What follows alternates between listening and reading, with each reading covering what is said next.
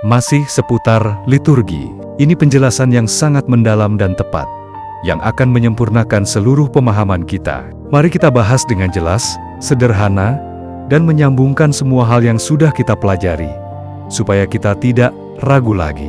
Mengapa ada berbagai macam liturgi? Jawaban singkat dan tegasnya.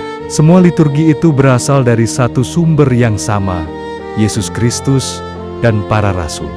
Perbedaannya hanya ada pada bahasa, kebiasaan, dan penyesuaian.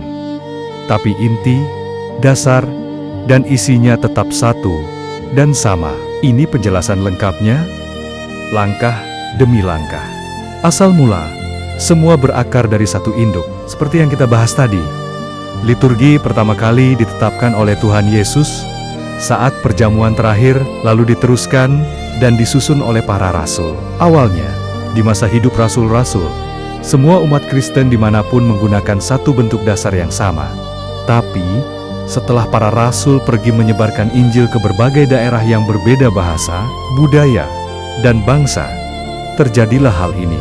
Rasul Yakobus pergi ke daerah Yerusalem dan Suriah, Timur Tengah, budaya Semit, atau Arab, atau Ibrani. Dia menyampaikan dan menyusun urutan ibadah yang diterima dari rasul lain, disesuaikan dengan cara berbahasa dan kebiasaan orang sana. Maka lahirlah liturgi Rasul Yakobus ini. Adalah liturgi paling tua dan paling asli, sangat mirip dengan cara ibadah zaman Yesus hidup. Inilah yang paling dekat dengan corak Kristen kuno atau Kristen Semitik yang kita bahas.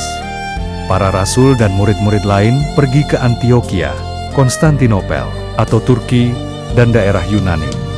Di sana, penerusnya seperti Santo Basilius dan Santo Yohanes Krisostomos menyusun ulang, merapikan, dan menulis doa-doa yang lebih lengkap dan indah, sesuai budaya dan pemahaman orang Yunani saat itu. Maka lahirlah liturgi Basilius dan liturgi Yohanes Krisostomos. Di daerah Roma, Barat atau Eropa, Santo Gregorius menyusun dan menyesuaikan dengan bahasa Latin dan budaya Roma.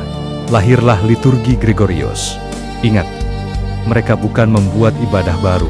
Mereka hanya menuliskan, merapikan, dan menyesuaikan warisan yang sudah ada dan sama sejak awal. Ibaratnya, satu lagu asli ciptaan Tuhan dinyanyikan di Yerusalem. Pakai bahasa Ibrani atau Semit, disebut liturgi Yakobus, dinyanyikan di Yunani, pakai bahasa Yunani, disebut liturgi Krisostomos, dan liturgi Basilius, dinyanyikan di Roma, pakai bahasa Latin, disebut liturgi Gregorius. Lagunya sama, nadanya sama, maknanya sama, bedanya hanya bahasa dan gaya penyampaiannya. Maknanya, semua adalah wujud penyerahan diri, penghormatan, dan persekutuan dengan Allah, sesuai makna kekristenan yang berserah diri. Para orang kudus berkata, kalau ada dua liturgi, tapi keduanya sama-sama mengajarkan kebenaran dan inti perjamuan kudusnya sama, maka keduanya berasal dari satu sumber. Yang berbeda hanya kulit luar, penyesuaian, ini yang membuat namanya berbeda. Tapi bukan perbedaan ajaran atau sumber. 1. Panjang pendeknya doa. Liturgi Yakobus dan Basilius.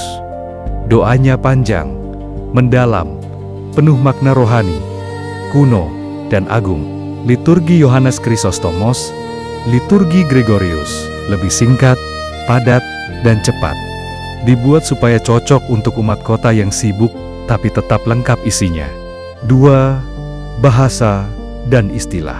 Ada yang pakai istilah Semit atau Timur, ada yang pakai istilah Yunani atau Barat. 3. Kebiasaan lokal.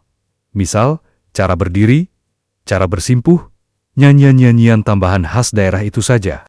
Apakah ini seperti perbedaan aliran? Sama sekali tidak. Ingat, perbedaan antara perbedaan aliran, misal Ortodoks versus Protestan versus karismatik. Di sini perbedaannya sampai ke ajaran dasar. Ada yang membuang tradisi, ada yang mengubah arti perjamuan kudus, ada yang mengubah konsep keselamatan. Ini perbedaan yang memisahkan. Perbedaan liturgi, seperti liturgi Rasul Yakobus, Basilius, Krisostomus, dan lain-lain. Ini bukan perbedaan aliran, bukan perbedaan iman. Ini hanya ragam ibadah di dalam satu iman yang sama.